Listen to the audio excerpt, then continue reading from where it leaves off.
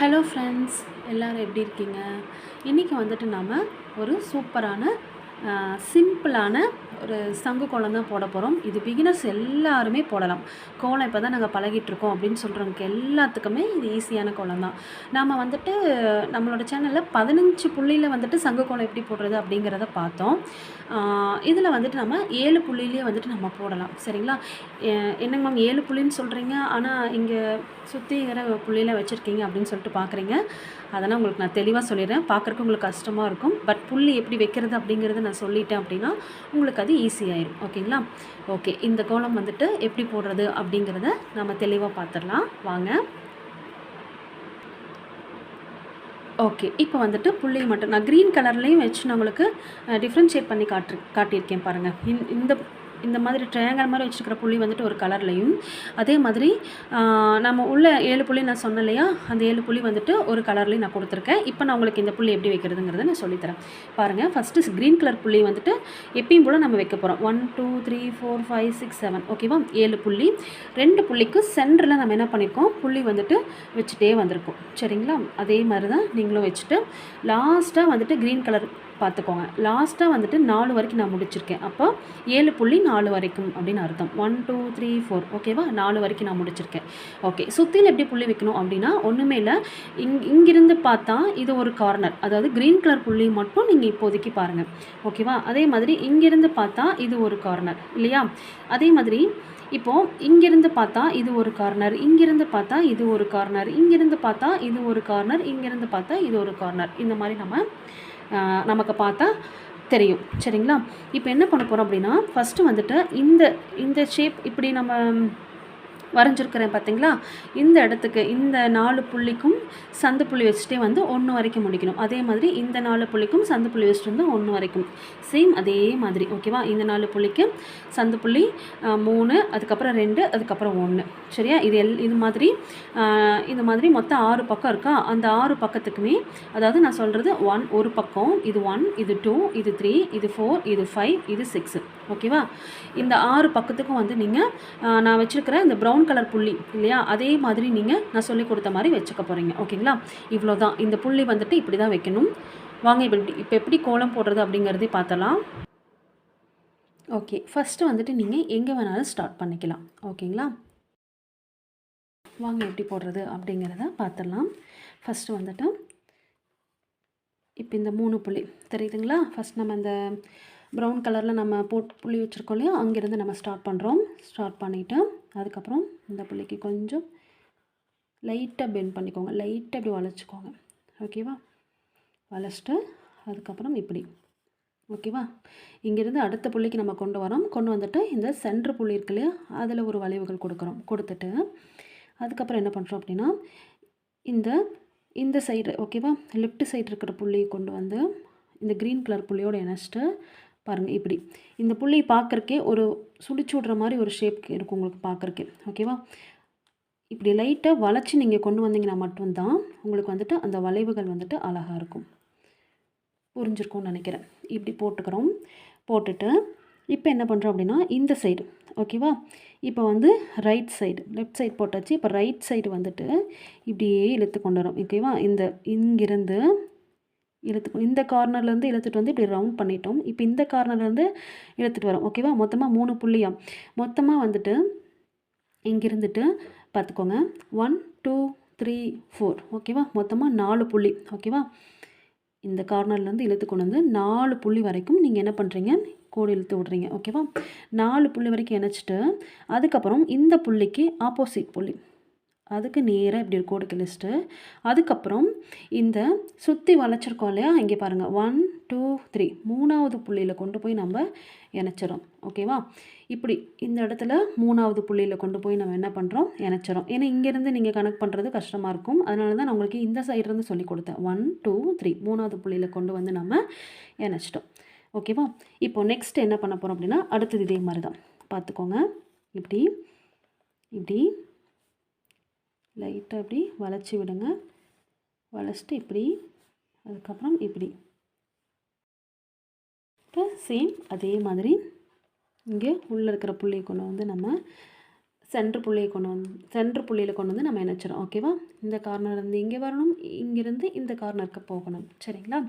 இப்போ என்ன பண்ணுறோம் அப்படின்னா, இப்போ வந்துட்டு இங்கேருந்து இப்போ நம்ம வந்துட்டு ஒரு சங்குங்கிறனால ஈஸியாக நம்ம போட்டுட்டோம். இப்போ அடுத்தது வந்து ஒன்று ஒட்டி தான் வரும். இந்த கோலமே வந்துட்டு சங்கு வந்துட்டு எல்லா சங்குமே வந்துட்டு ஒட்டி இருக்கிற மாதிரி தான் வரும். சரியா? அப்போ நீங்கள் புள்ளியை கொஞ்சம் கரெக்டாக போடுங்க. இப்படி கொண்டு வந்துட்டு இந்த புள்ளி இருக்கு இல்லையா, இதுக்கு நேராக இருக்கிற புள்ளிக்கிட்ட கொண்டு வந்து, ஓகேவா, இப்படி லைட்டாக வளைச்சி இப்படி நீங்கள் அது மேலேயே கொண்டு வாங்க. ஓகேவா? இப்போ நான் இங்கே வளைச்சிருக்கிறது தெரியுதா உங்களுக்கு? இந்த மாதிரி இருந்தாவே உங்களுக்கு சங்கோட ஷேப் வந்து எடுத்துக்கும். ஓகேவா? 1 2 புள்ளி கொண்டு வந்துட்டு அதுக்கப்புறம் இங்கே, அதுக்கப்புறம் இங்கே, அதுக்கப்புறம் நான் எப்பயும் போல் சென்ட்ரு புள்ளியில் கொண்டு வந்து நாம் என்ன பண்ணிக்கிறோம், இணைச்சிக்கிறோம். ஓகேவா?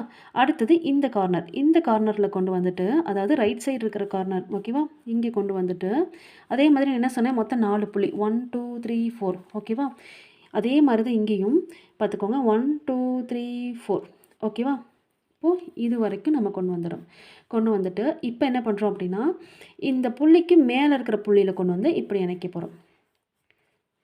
புரிஞ்சுதுங்களா? இது வந்து ஈஸி தான். போட்டுட்டிங்க அப்படின்னா ரொம்ப ஈஸி தான்.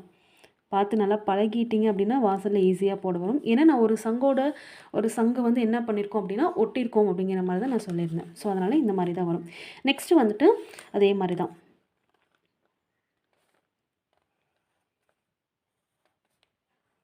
ஓகேவா? இது எல்லாமே இப்படி போட்டாச்சு. நெக்ஸ்ட் நான் சொன்ன மாதிரி தான் இந்த புள்ளிக்கு ஆப்போசிட் புள்ளி, இந்த புள்ளிக்கு நேரெதிர புள்ளி வந்துட்டு இணைக்கிறோம். இணைச்சிட்டு பார்த்துக்கோங்க இப்படி. ஓகேவா? இந்த வளைவு வரணும், அப்போ தான் அந்த சங்கு அழகாக இருக்கும். கொண்டு வந்துட்டு இதுக்கு அடுத்த புள்ளி 2வது புள்ளி, அதுக்கப்புறம் இப்படி கொண்டு வந்துடுறோம். சரிங்களா? கொண்டு வந்துட்டு அதுக்கப்புறம் இப்படி, அதுக்கப்புறம் எப்பயும் போல் சென்ட்ரு புள்ளிக்கு கொண்டு வந்து இணைச்சிட போகிறோம். ஓகேவா? ஓகே. நெக்ஸ்ட் வந்துட்டு இந்த கார்னர். இப்போ இந்த கார்னருக்கு வந்துட்டு இப்படியே கொண்டு வரோம். சரியா? கொண்டு வந்துட்டு மொத்தம் 4 புள்ளி நான் சொல்லியிருந்தேன். 1 2 3 4. இந்த புள்ளியும் நம்ம சேர்த்து தான். ஓகேவா? இந்த புள்ளி சேர்த்து தான் நம்ம என்ன பண்ணிக்கிறோம், 4ன்னு கணக்கு பண்ணிக்கிறோம். இது பார்த்தீங்கன்னா உங்களுக்கு சென்ட்ரு புள்ளியாக வரும். ஓகேவா? சென்டரில் கொண்டு வந்து எல்லாத்தையும் இணைக்கிறோம். சென்ட்ரு புள்ளி எல்லாத்துக்குமே எல்லா சங்குமே வந்துட்டு சென்ட்ரு புள்ளியில் வந்து தான் முடியும். சரியா? அடுத்தது இந்த புள்ளிக்கு மேலே இருக்கிற புள்ளிக்கிட்ட கொண்டு வந்து ஒரு சின்ன கோடு இப்படி வளைச்சி விட்டிங்க அப்படின்னா ரொம்ப அழகாக இருக்கும். சரிங்களா? இப்போ நெக்ஸ்ட்டு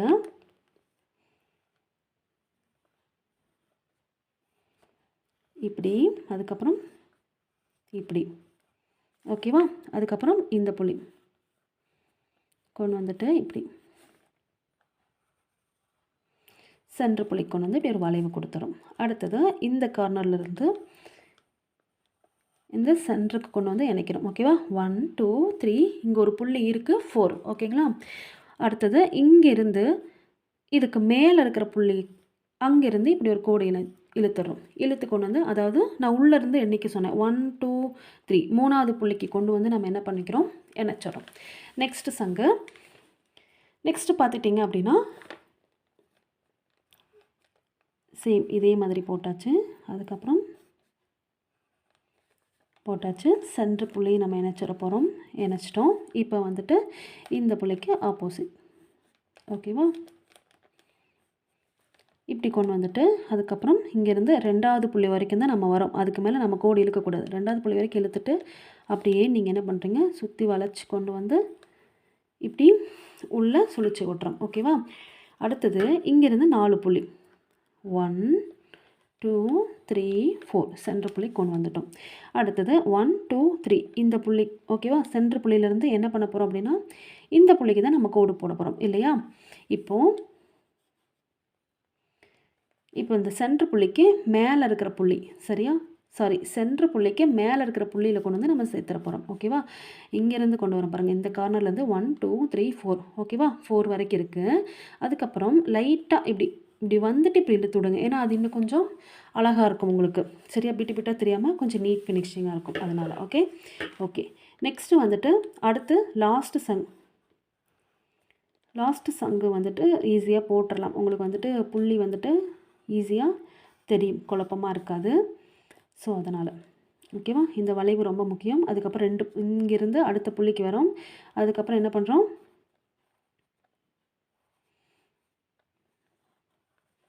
இப்படி கொண்டு வந்து இணைச்சிரும். சேம் அதே மாதிரி இப்போ இங்கே பார்த்தீங்கன்னா இப்படி இருக்கும். நீங்கள் கன்ஃபியூஷன் ஆகிடக்கூடாது. இப்படி கொண்டு வந்துட்டு அதுக்கப்புறம் இப்படி சரியா, இப்படி கொண்டு வந்து சென்டர் அதே மாதிரி தான் நீங்கள் இப்படி கொண்டு வந்து இப்படி இணைக்க போகிறீங்க. ஓகேவா? இந்த வளைவுகள் வந்துட்டு உங்களுக்கு வரணும். இங்கே வளைவு எடுத்தோம்ல அதே மாதிரி இங்கே வளைச்சி கொண்டு வந்து இப்படி கொண்டு வந்துட்டு அதுக்கப்புறம் இந்த சென்டர் புள்ளிக்கு மேலே இருக்கிற புள்ளி ஓகேவா, இப்படி லைட்டாக இப்படி அந்த கோட்டு மேலேயே கொண்டு வந்துட்டு அதுக்கப்புறம் 1 2 3 மூணாவது புள்ளியில் கொண்டு வந்துட்டு இப்படி இணைச்சிடும். அவ்வளோதாங்க. சங்கு வந்துட்டு ஈஸியாக வரைஞ்சிட்டோம். இது வந்துட்டு கலர் கொடுத்தோம்னா நல்லா டிஃப்ரென்ஷியேட் பண்ணி காட்டும். சங்கு ஒவ்வொரு சங்கையும் வந்துட்டு நமக்கு காட்டும். சரிங்களா? இப்போ நான் உங்களுக்கு இது கலர் கொடுத்துட்டு காட்டுறேன். அவுட்லைன் மட்டும் நான் கொடுத்துட்டு காட்டுறேன் பாருங்கள். ஓகே, இதுக்கு பாருங்கள் நான் கலர் அடித்து காட்டியிருக்கேன். இங்கே பாருங்கள், இந்த இடத்துலலாம் வந்துட்டு நீங்கள் கலர் அடிச்சிங்க அப்படின்னா சங்கு வந்துட்டு கண்டிப்பாக தெரியாது. சரியா? நான் கலர் அடிக்காத இடத்துல காமிச்சிருக்கேன்ல அங்கெல்லாம். ஸோ அதனால் அங்கெல்லாம் கலர் அடிக்காமல் இப்படி மட்டும் கொடுத்தீங்க அப்படின்னா சங்கு நல்லா ஒவ்வொரு சங்காக தனியாக இருக்கிற மாதிரி டிஃப்ரென்ஷியேட் பண்ணி காட்ட முடியும். நீங்கள் அவுட்லைன் வந்துட்டு ஒயிட் கலர் கோலப்படி தான் கொடுப்பீங்க. ஸோ அதனால் கலர் வந்துட்டு உள்ளே கொடுக்கும்போது நல்லா டிஃப்ரென்ஷியேட் பண்ணி காட்ட முடியும். நான் வந்துட்டு இது ஒயிட் கலர் பேப்பர் அப்படிங்கிறதுனால உங்களுக்கு தெரியாது. ஸோ அதனால் அவுட்லைன் மட்டும் க்ரீன் கலரில் கொடுத்துட்டு உள்ளே வந்துட்டு வேறு கலர் கொடுத்து நான் வந்துட்டு டிஃப்ரென்ஷியேட் பண்ணி காட்டியிருக்கேன். உங்களுக்கு இந்த கோலம் ரொம்ப ரொம்ப பிடிச்சிருக்குன்னு நினைக்கிறேன். நான் சொல்லிக் கொடுத்தது வந்துட்டு உங்களுக்கு ஈஸியாக இருந்திருக்கும்னு நினைக்கிறேன். ஓகே ஃப்ரெண்ட்ஸ், இந்த கோலம் எந்த அளவுக்கு ஈஸியாக இருந்தது அப்படிங்கிறது கமெண்ட் பண்ணுங்கள். அண்ட் மறக்காமல் என்னோட சேனலுக்கு சப்ஸ்கிரைப் பண்ணிடுங்க. தெரியாதவங்களுக்கும் ஷேர் பண்ணுங்கள். Thank you friends. நெக்ஸ்ட் ஒரு வீடியோவில் நெக்ஸ்ட் ஒரு சூப்பரான ஈஸியான கோலத்தோடு நான் உங்களை சந்திக்கிறேன். Bye bye.